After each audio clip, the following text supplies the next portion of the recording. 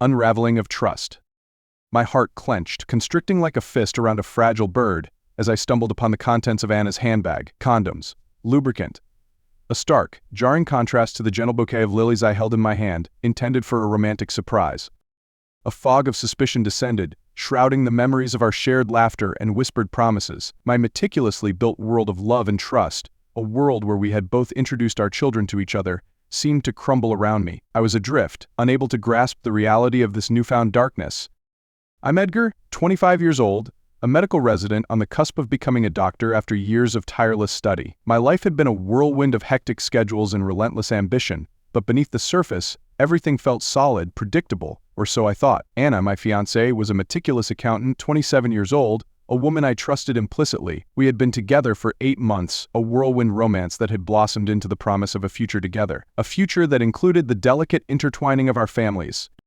We lived separate lives, our careers demanding our attention, her hours consumed by the audit firm, mine by the relentless demands of the hospital. The weeks had slipped by without much contact, but my faith in our bond remained unshaken. The separation was temporary, an unfortunate byproduct of our commitments, not a portent of impending doom.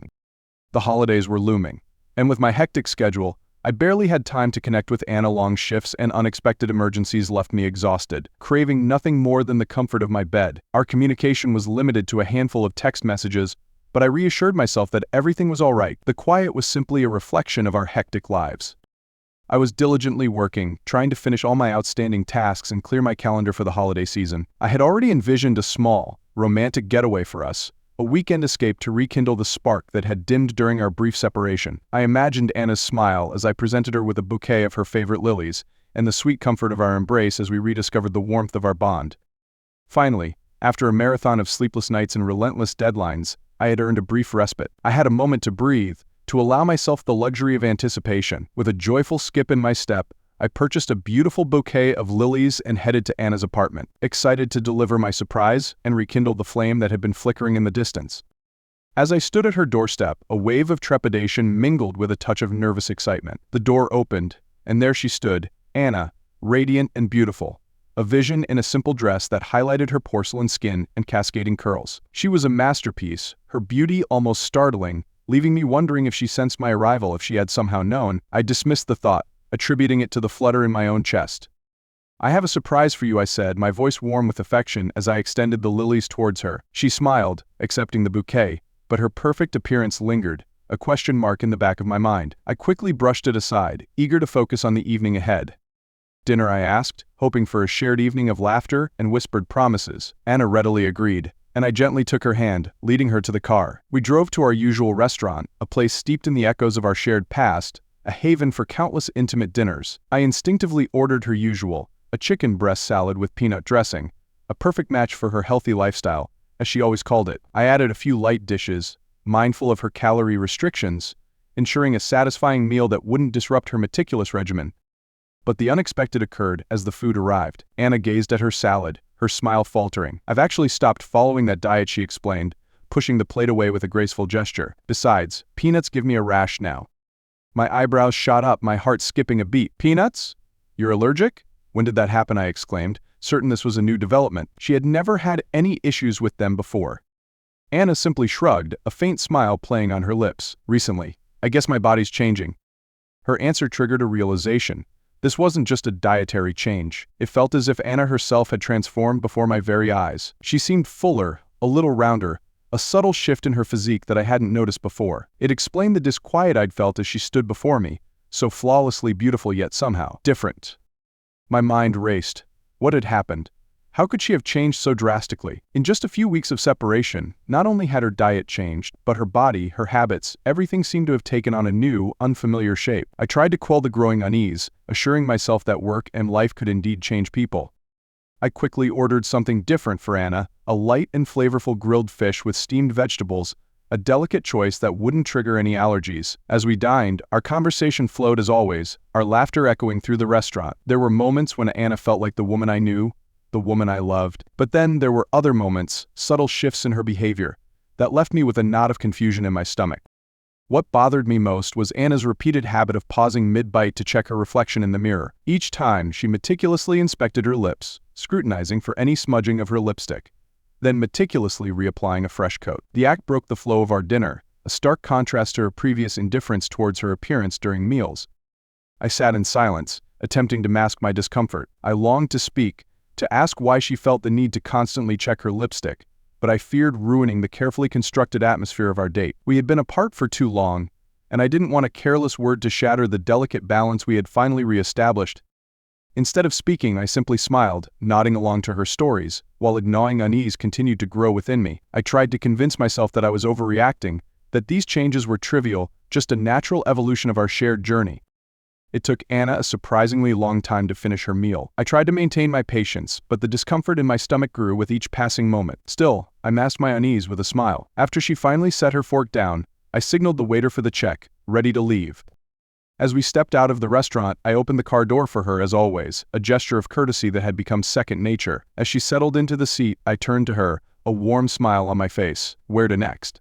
I have a few ideas if you haven't decided yet. I expected a flurry of excitement, a shared eagerness for whatever was to come. Instead, Anna shrugged, a hint of reluctance in her voice. Actually, I have to go. My friends called. One of them is heartbroken, and they're all meeting to cheer her up. I need to head over right now. I'm so sorry. I was caught off guard, a flicker of disappointment momentarily clouding my mood. I tried to maintain my composure, forcing a smile. Let me drive you then, save you the hassle of finding a taxi. But Anna shook her head, her eyes flashing with a hint of anxiety. No need, Edgar, it's really not worth the trouble. I can get a cab, she smiled, but the smile couldn't mask the strangeness I felt in her words. I didn't want to press her, but something in her tone and demeanor set off alarm bells. No trouble at all, I insisted, trying to soothe the unease. I'll drop you off, I want you to be safe. But Anna was adamant. Seriously, Edgar, I'll be fine. I'm not worried about a thing, she offered a gentle smile, but it couldn't erase the unsettling feeling that had taken root. After a brief exchange, I reluctantly gave in, letting her take a taxi as she had insisted. All right, but promise to be careful, and text me when you get home, I instructed, a sense of awkwardness creeping in. Anna smiled, leaned forward, and gave me a quick kiss on the cheek before stepping out of the car. I watched her walk away, a wave of doubt washing over me. When she disappeared from view, I drove home, my mind replaying the evening's events, the seemingly insignificant changes, the unsettling shift in the rhythm of our connection. As I pulled into my driveway, I sighed, a hollow emptiness settling over me. Instead of relaxing as I had planned, I found myself drawn to my computer. It was the holidays, but I couldn't ignore the analysis charts for the clinic, the data waiting to be processed and filed. Work was always the best way to numb the uncomfortable feelings, to avoid facing the lingering questions in my mind. I tried to focus on the data, but my gaze kept drifting to my phone, lying silent on the desk. I was waiting for a message from Anna, an explanation, a simple notification confirming her safe arrival. But time ticked by, and my phone remained silent, no notification appearing. I told myself that she was probably busy comforting her friend, that she didn't want to disturb me. But with each passing minute, a knot of unease tightened in my stomach. She always texted me when she got home, or at least sent a quick message to let me know she was safe. This time, nothing. The screen of my computer blurred, and I realized I could no longer concentrate. My thoughts were consumed by the events of the evening, the way she had insisted on refusing a ride, the constant lip-checking during dinner, and the subtle changes in her physique that I couldn't ignore. All these seemingly unrelated details began to coalesce in my mind, forming a disturbing pattern I couldn't understand. I sighed, running a hand through my hair. My phone remained silent, the quiet amplifying the disquiet that was steadily gnawing at me. The anxiety intensified, making it impossible to sit still. I stared at the phone on the desk, each passing second stretching into an eternity. Unable to bear the silence, I stood up and walked to the coat rack to grab my keys. A part of me wanted to drive to Anna's apartment, to find her, to see for myself what was happening. I didn't know where she was, but the unease within me demanded action. As my hand reached for the keys, my phone buzzed with a notification. I jumped, turning back swiftly to grab it. Anna, don't worry, I'm here with my friend. She's feeling vindictive after her breakup, so I'm staying with her to offer support. I might stay the night. Don't worry too much. Relief washed over me, the tension draining away as quickly as it had arrived. My worries seemed excessive. She's all right, and she's doing the right thing by her friend, I reassured myself, trying to convince myself that there was nothing to question. I sat back down, typing a quick message, hoping to maintain the facade of normalcy. Me, I understand, stay with her as long as she needs you. Just be safe. Text me if anything comes up. After sending the message, I stared at the screen, a sense of relief washing over me. Yet still, a nagging feeling persisted. Anna's changes, the random events of the evening, and now her impromptu overnight stay with a friend, all painted a confusing picture, one I couldn't fully comprehend. I set the phone down, trying to push away the unease. Perhaps I was overthinking things, creating anxieties where none existed.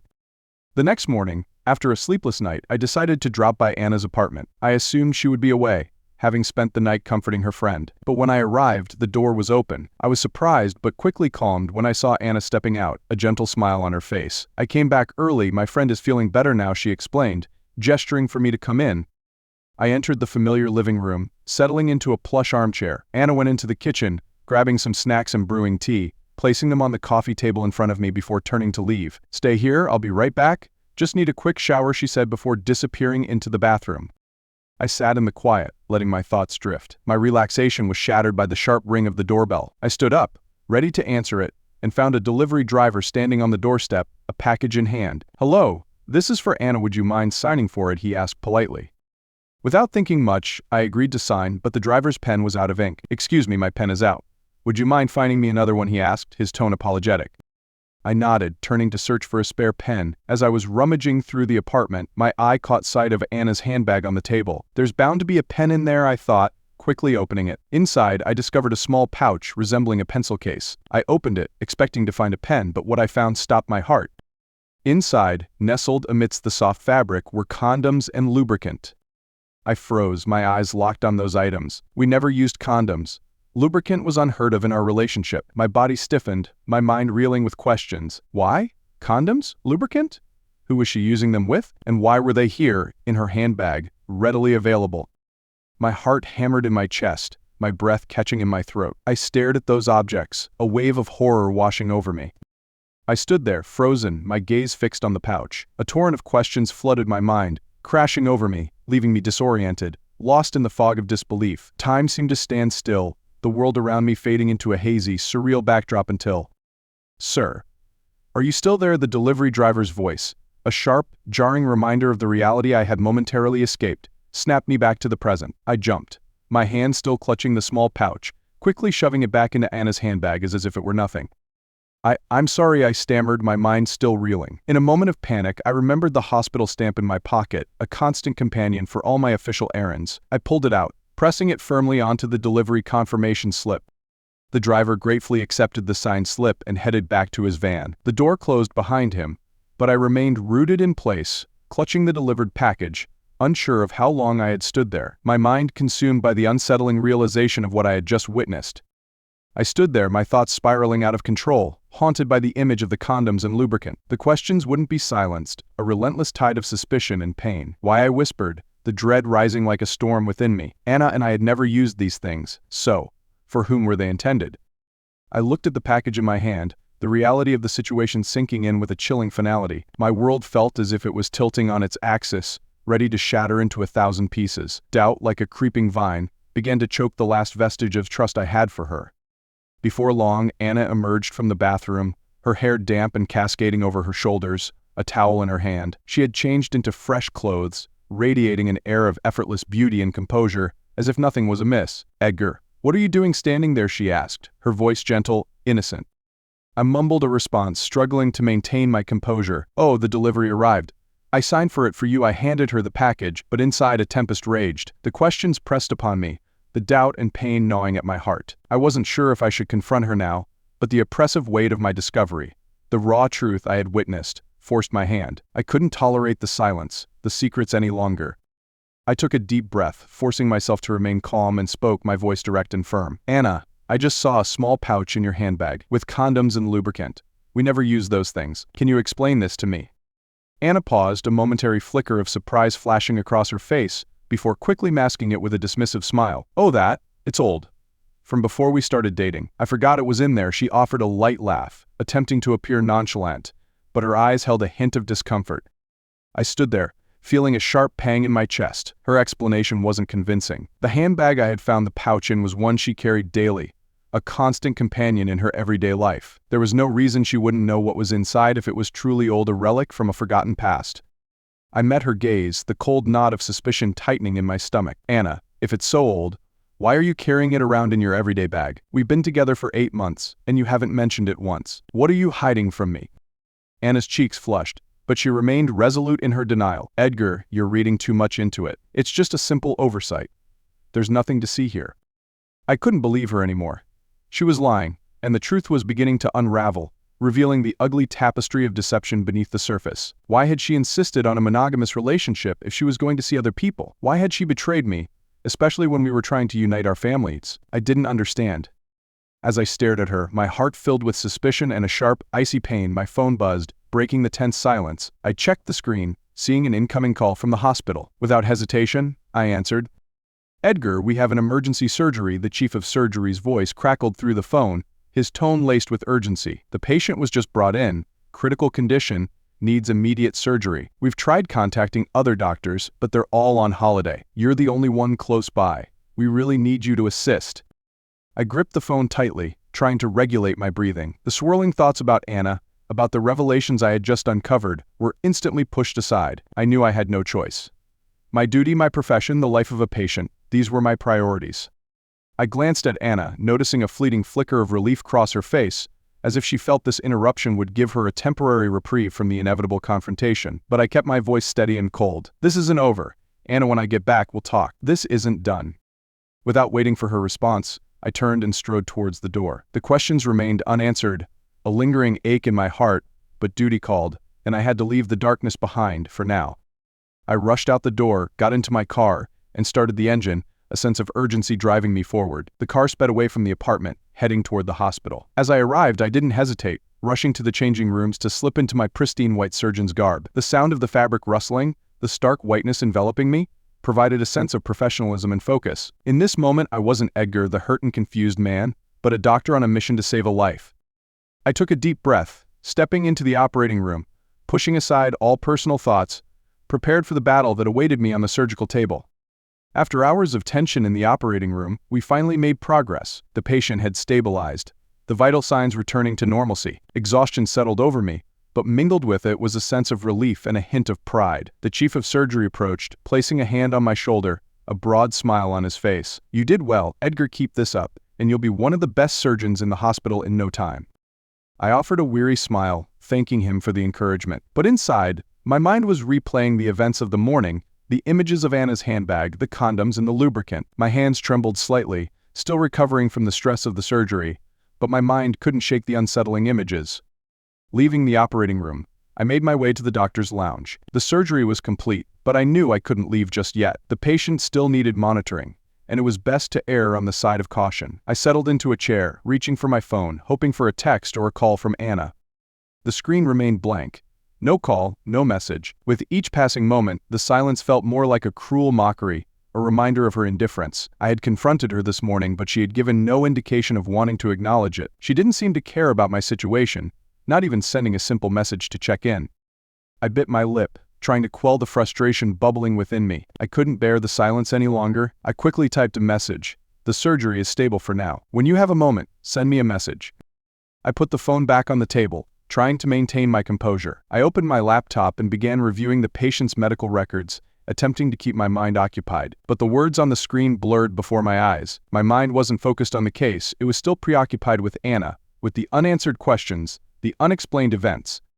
Sitting there, surrounded by medical files, I felt as if I were living in two separate worlds.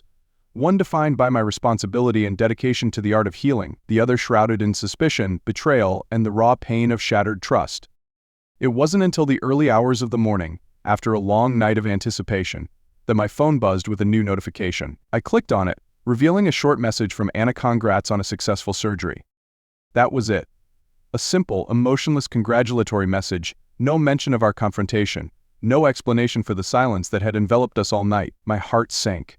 I had hoped for more, an explanation, a hint of sincerity, or at least a sign of concern, but all I received were those 3 short words. It felt like a slap in the face, a cruel reminder of the indifference I was facing. I sat for a moment, the bitterness rising within me. I stared at the screen, my eyes fixated on the words that had just appeared. I knew I couldn't trust her words anymore. The pain of betrayal and doubt continued to gnaw at me, but I knew this wasn't the time to confront her directly. My work still awaited, and I couldn't allow my personal emotions to interfere with the care of my patients. I took a deep breath and sent a message. I can't come home right now. When things settle down here, I'll be at your apartment. We need to talk. We can't go on like this." After sending the message, I set the phone down, my heart heavy. There were still no answers, and the longer this went on, the deeper our connection seemed to sink into an abyss, a chasm of misunderstanding that was growing wider by the minute. But I knew a confrontation was unavoidable. For now, all I could do was focus on my work, waiting for the opportunity to face Anna, to seek the truth. The dawn crept in through the windows, but the darkness within me lingered. By mid-afternoon, I returned to the hospital to check on the patient's progress. Her recovery was going smoothly, her vital signs stronger than I had anticipated. I stared at the numbers on the monitor, feeling a weight lift from my shoulders. The patient was on the mend, and I knew I could finally breathe a sigh of relief, leaving her care in the capable hands of the nursing staff. After a brief update with the nurses about her continued care, I left the hospital, the exhaustion of the night still present, but my mind was consumed by a different kind of urgency. I needed to talk to Anna, to confront the unanswered questions, the swirling doubts that had haunted me for days. I knew I couldn't continue living in this limbo.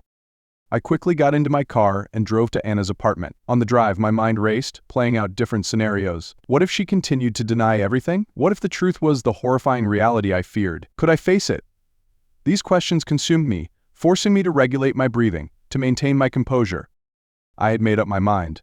Whatever happened, I would confront Anna one last time. I needed the truth. I needed to understand the reasons behind her sudden, baffling transformations. The image of the handbag with the condoms and lubricant loomed large in my mind, a painful reminder of the betrayal that was likely unfolding. My car sped through familiar streets. With each mile, the weight on my chest grew heavier. The anticipation was gone, replaced by a grim determination to find answers. Pulling up to Anna's apartment, I took a deep breath and stepped out of the car. A sense of dread and anxiety enveloped me, but I was ready to face the music. I stood outside her door, trying to maintain my composure. The whirlwind of emotions from the past days swirled within me, but I knew I had to stay calm to control the conversation. As my hand knocked on the wooden door, the hollow sound resonated in the quiet hallway. After a few seconds, the door opened and Anna appeared, a bright smile on her face, as if nothing had happened. "Hello, Edgar. Come in," she said in a soothing voice, attempting to maintain a semblance of normalcy. She stepped aside, allowing me to enter. I noticed her effort to control the atmosphere, to avoid mentioning the events that had transpired. I walked into the living room, my heart heavy. Anna sat down on the couch, meeting my gaze with a warm, seemingly innocent expression, as if our previous conversation never happened, but I couldn't ignore it. I wasn't here to pretend. "Anna," I began, my voice steady but firm. "We need to talk about what happened yesterday. I can't ignore it any longer. There are too many unanswered questions and I can't keep pushing them aside." She met my gaze, a flicker of tension crossing her eyes before being quickly masked by a vague smile. "Edgar, you just need to trust me," she said, her voice soft yet pleading. "I love you. I've said it before, you're my family, the person I want to be with. All I need is for you to trust me." The words rang hollow, a familiar refrain that failed to bring me comfort. Instead, they only deepened my sense of isolation. "Trust me," I repeated, my eyes locked on hers. "How can I trust you when there are so many things that don't add up? That pouch, the condoms, the lubricant, how can I just let it go?" Anna sighed, averting her gaze. "I told you it's old. It doesn't mean anything. Edgar, I love you, and I don't need anything else." But her explanation did nothing to ease my anxiety. She wanted me to dismiss it, to believe without any evidence to ground my trust. "Anna, we're talking about trust," I said, my voice heavy with emotion. "But trust can't be built on empty words. I need the truth, not vague answers." I looked at her, waiting for a clear explanation, but she remained silent. Each question I posed was met with a wall of silence, a frustrating barrier of evasion. Her silence felt like a knife twisting in my gut, fueling the growing knot of suspicion and pain. "Anna, you can't stay silent," I almost shouted, unable to contain my frustration. "I need an explanation. I need to know the truth. Why won't you say anything? Why are you avoiding this?" She shook her head, her voice remaining calm but firm. "Edgar, you're making a mountain out of a molehill. I've told you everything. I love you, and that's all you need to know." "Loving me isn't enough," I exploded, my frustration reaching a breaking point. "You want me to trust you, but you're not giving me any reason to. You won't answer any questions, you just stay silent and evade. How can I just keep going like this?" Anna stood up, her eyes cold and distant, a stark contrast to her previous warmth. "You really think I would betray you? If you can't trust me, then the problem isn't me, it's you." Her words felt like a punch to my gut, a blow to my pride. I stood there, stunned, unable to believe we had reached this point. It was too much to bear. I felt like I was caught in a battle with an opponent who had no interest in understanding or resolving the conflict. Unable to cope any longer, I angrily stormed out of the apartment. "I need time," I muttered under my breath before stepping out into the hallway, slamming the door behind me. Stepping out into the fresh air, I took a deep breath, trying to let the cool air calm the tempest within me. But no matter how hard I tried, the unsettling feeling persisted. Trust and love was paramount, but Anna's flippancy and evasion had pushed me to the brink of despair. I questioned myself. Had I been wrong? Was I overthinking things? But with each memory, each detail Anna refused to explain, I couldn't convince myself that my suspicions were imagined. There were simply too many inconsistencies. I asked myself again and again, was it wrong to demand the truth? Was I destroying everything by seeking answers? After standing outside for a while, the anger began to subside, replaced by a heavy fatigue and emptiness. I took a deep breath, trying to find some semblance of calm. Maybe I had overreacted. Maybe I should have approached this differently, with more gentle persuasion. I needed to go back. I needed to face her, whatever the outcome. We couldn't continue to let our connection drift into oblivion without a definitive resolution. I returned to Anna's apartment, walking up the stairs, a mixture of anxiety and determination fueling my steps. As I stood at the door, I knocked softly, this time without the urgency or anger of before. I waited a few seconds, and then the door creaked open. Anna stood there, but her face was cold, devoid of the warmth I had once known. "What do you want, Edgar?" Her voice was no longer soothing, replaced by a palpable distance. "I just want to talk," I said, trying to keep my voice steady. "I don't want us to end like this. We need to talk things through. We can't keep avoiding this." Anna looked at me, her eyes cold and unyielding. "Edgar, I don't want to see you anymore. You made your choice. Whether you believe me or not is up to you. But I've said everything I need to say." I stood frozen, unable to believe what I was hearing. "That's it?" I asked, fighting to keep my voice from breaking. "You say it's my choice, but how can I make a choice when everything is still so unclear?"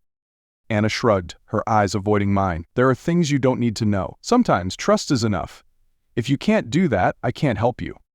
Those words severed the last thread of connection between us. I understood. This was probably the end. Perhaps Anna had decided to offer no further explanations, and perhaps I no longer needed to seek them from a person who was unwilling to give them. I nodded, feeling the world around me crumble, but at the same time, a sense of relief washed over me. Perhaps this was it.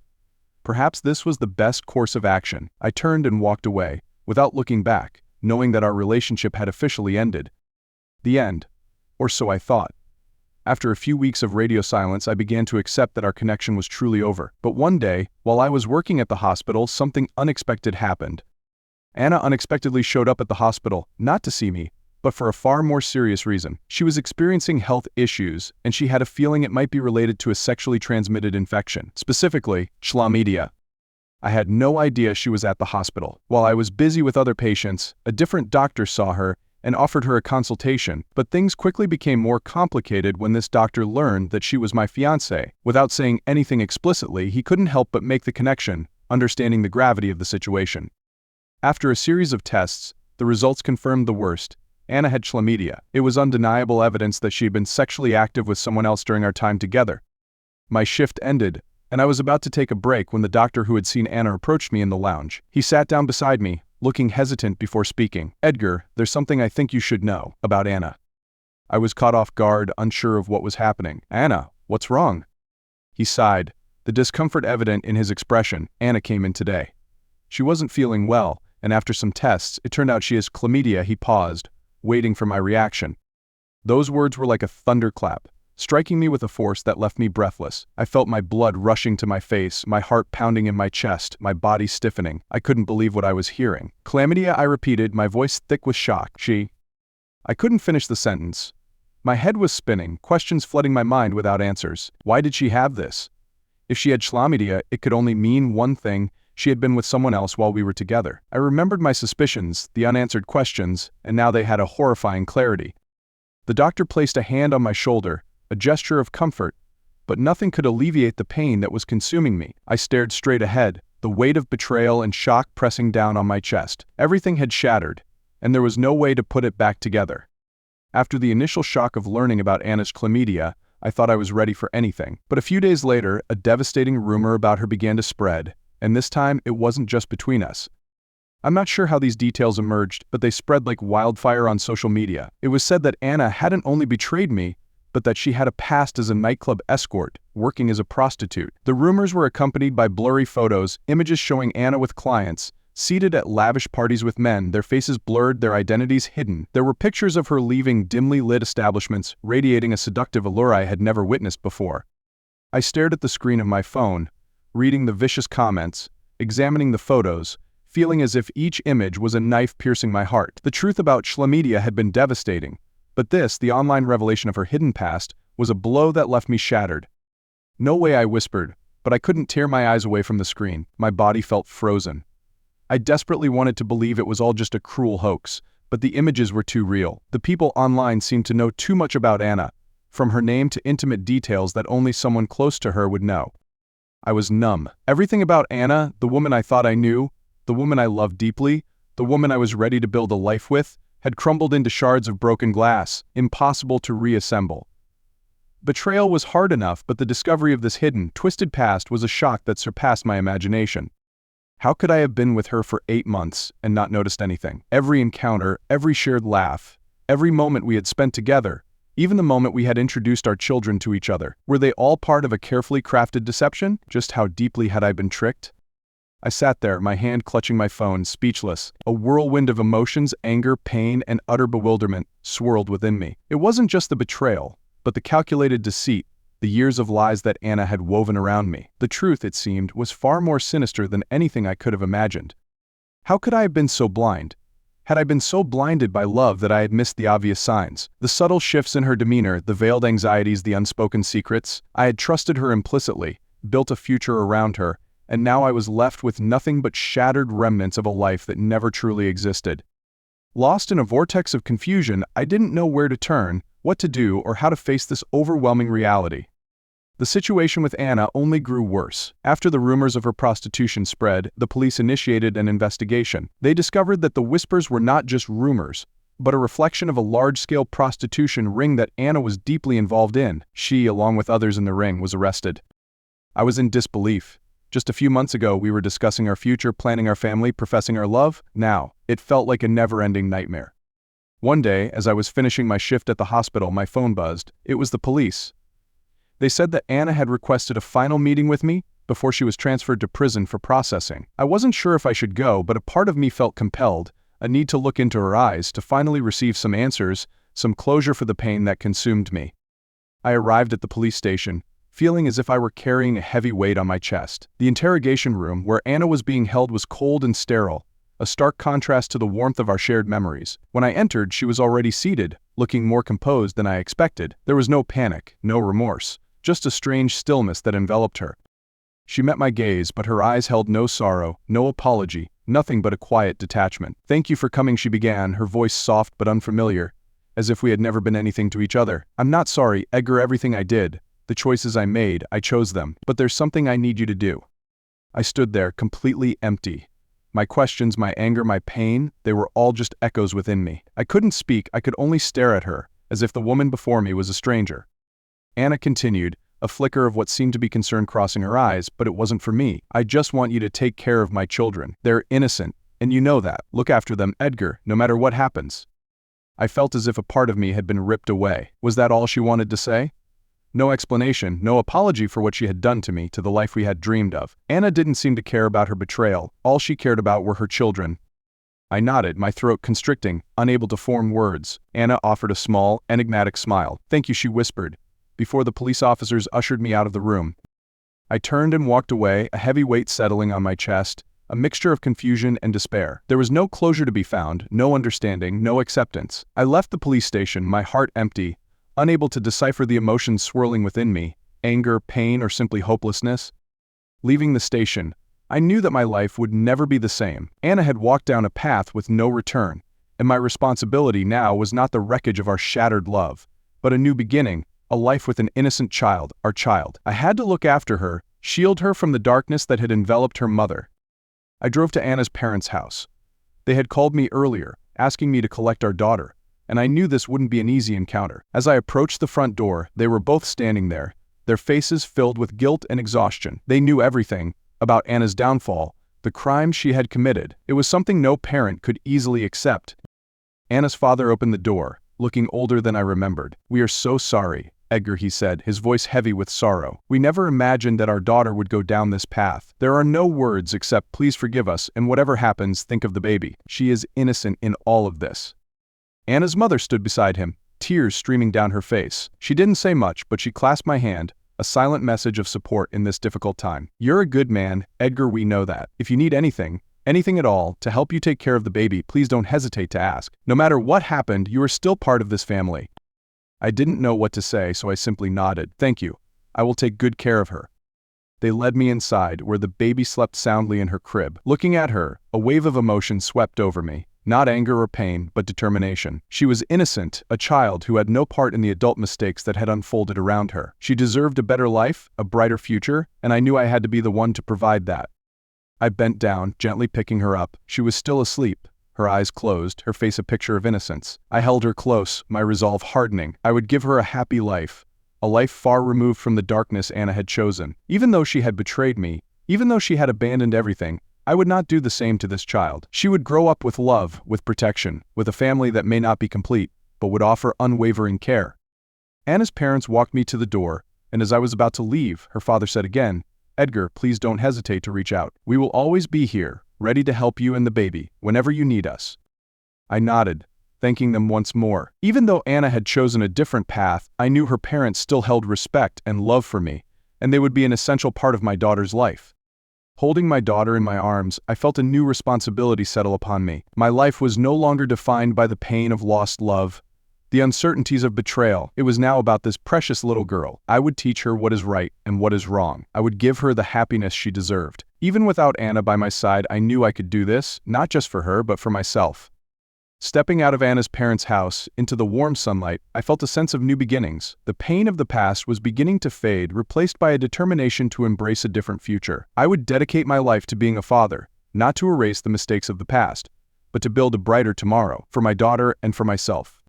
Time moved forward, and I learned how to juggle the demands of my residency at the hospital with the responsibilities of being a single father. There were times when I needed help from Anna's parents, as well as my own, ensuring that my daughter received the love and care she deserved. They stood by me, not just as loving family members, but as a source of strength, helping me navigate the challenges of being both a doctor and a single parent. 2 years passed swiftly, and my daughter was now walking, babbling, and calling me daddy with a sweet, innocent lisp. Seeing her grow each day brought a sense of joy and fulfillment that I had never imagined possible after the heartache of the past. Both families had grown closer than ever, sharing in the joy of watching my daughter thrive, as if the wounds of the past were slowly healing. I had found a happiness that was uniquely my own, not the picture-perfect future I had once envisioned, but a simple, genuine joy that flowed from the love and responsibility I felt for my children. A few months later, Anna was released from prison. Though our relationship was over, I knew that our daughter still needed her mother in her life. I decided to take the children to see her, to reunite them after so long. After all, they deserved a chance to know their mother, despite the circumstances. As I drove up to the prison gate, a mixed bag of emotions filled me. The children, sitting in the back seat, were too young to grasp the gravity of what had happened. They were simply excited to see their mother again, while I was unsure what to expect. The anger, the disappointment, they had faded, but the remnants were still there, like a lingering ghost from the past. As though the prison gate opened, Anna stepped out, looking calmer and more composed than the last time I saw her. Time and experience had transformed her, a fact evident in her gait and her eyes. When she saw the children, her face lit up, and a genuine smile bloomed on her lips as she rushed toward them, embracing them tightly. The children squealed with delight as they felt their mother's warmth, while I stood and watched, my own heart a tangle of feelings. I didn't know if I should be happy or sad. Part of me still hadn't forgotten the pain of the past, but I also couldn't ignore the truth that, whatever happened, Anna was still their mother. She had the right to be a mother, and they deserved the love of both parents. After holding the children close, Anna turned towards me. Her eyes softened, and the awkwardness or evasion I had seen before was gone. "Thank you, Edgar," she said, her voice sincere. "Thank you for not forgetting me, for looking after the children all this time. I know you don't owe me anything, but I'm truly grateful for everything." I nodded, still speechless. My emotions were a jumbled mess, but the bitterness had faded. In its place, a fragile sense of peace began to take root. We had both endured so much pain, but perhaps the only thing left between us now was gratitude, not love, but a shared appreciation for the effort we had made for those innocent children. Anna stepped forward, gently embracing me. It wasn't the embrace of lost love, but the embrace of understanding, the hug of two people who had shared a life and now only shared a responsibility. I returned the embrace, sighing softly, knowing that everything was truly over, but not with bitterness, but with a sense of letting go. We stood there, holding each other for a fleeting moment, before returning to our separate lives. Anna was different now, and so was I. The past could not be changed, but at least we could work together to create a better future for our children, and that was all that mattered. Time, as it often does, was a relentless healer, though its touch was bittersweet, leaving scars that would forever mark our journey. Despite the turmoil and the pain, Anna and I both diligently fulfilled our roles as parents. Following our meeting at the prison, we had reached a fragile understanding. We were no longer a couple, but our love and care for our children were unwavering. Together, we crafted detailed plans for their upbringing, ensuring they would grow in a safe environment, nurtured by the love of both their mother and father. Anna had undergone a profound transformation. Upon her release, she had resolved to rebuild her life, not just for herself but for her children. She sought a new beginning, rebuilding from the wreckage of her past. As for me, I continued my work at the hospital, but my heart felt lighter, no longer burdened by the ghosts of our tumultuous past. Though we had parted ways, Anna and I maintained a cordial relationship as co-parents. We exchanged regular updates on the children's academic progress and well-being. Anna cared for them on weekends, while I took on the primary responsibility during the week. Both our families, my parents and Anna's, joined in, creating a strong network of support for our children. Time, in its quiet wisdom, revealed a new path for me. A new love had bloomed, not with haste, but with a gentle, unhurried grace. Sarah, a fellow physician I had worked with at the hospital, was the woman who had captured my heart. She understood the complexities of my life, and a natural connection blossomed between us. Sarah was a compassionate listener, a pillar of support in my role as a father, and she never tried to impose herself or delve into my past. She loved my children as if they were her own, a gesture that made me realize that I could love again. Meanwhile, Anna, too, had found a new path. She had met a good man, someone who understood and embraced her, past mistakes and all. I was happy for her, happy that she had found the peace and happiness that we had both lost. Between Anna and me, there was no longer any animosity. We understood that the past was a chapter in our lives, and more importantly, we were both committed to showering our children with love. They thrived, their laughter echoing through our lives, nurtured by the love not only of Anna and me, but also by the new families we had both built. One day, as I watched my children playing with Sarah, a profound sense of peace settled upon me. I was no longer living in the shadows of the past, consumed by the pain of past wounds. Life was moving forward, and I had learned to accept, to forgive, and to love once more.